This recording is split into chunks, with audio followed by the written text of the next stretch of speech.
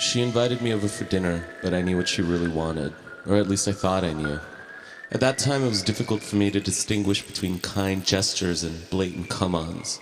I was in a bad place, and my ability to interpret signals was completely off. Kind of like crossing the street and not being able to tell the difference between a red light and a green light.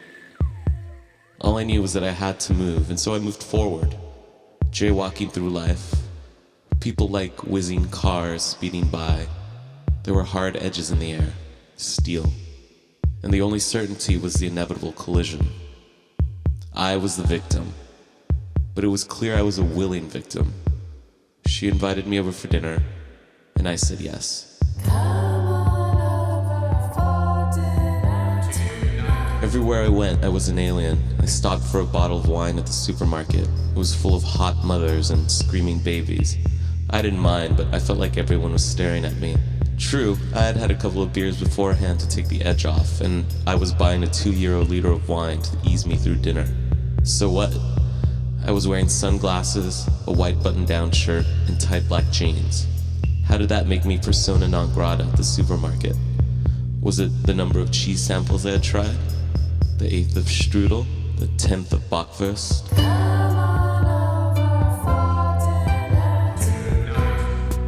Needless to say, I wasn't even hungry anymore. The beer had filled me up, and now I was a few blocks from her house, at a cafe, drinking a glass of white wine.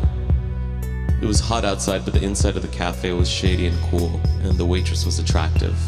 I looked at her. She smiled at me. I wondered what it would be like to kiss her. The walls of the cafe were mirrored, and the person I saw in them disturbed me. Hair a mess, an emotional wreck. Cars sped by outside. There was incessant honking as an ambulance wailed.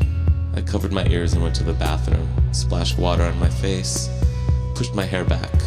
I said, "You can do this. You can do this." What exactly I was doing, I didn't know. Going to dinner?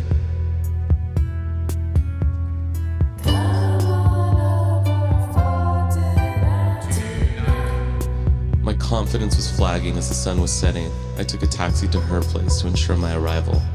It was slow, languid, and as I sat in the back, taking in the city with a buzzing in my head, I looked at the buildings, so different from what I knew. People on bicycles, men pushing strollers, women going to work, joggers. I couldn't tell if I was excited or terrified, but something was happening, and I was determined to see it through no matter what.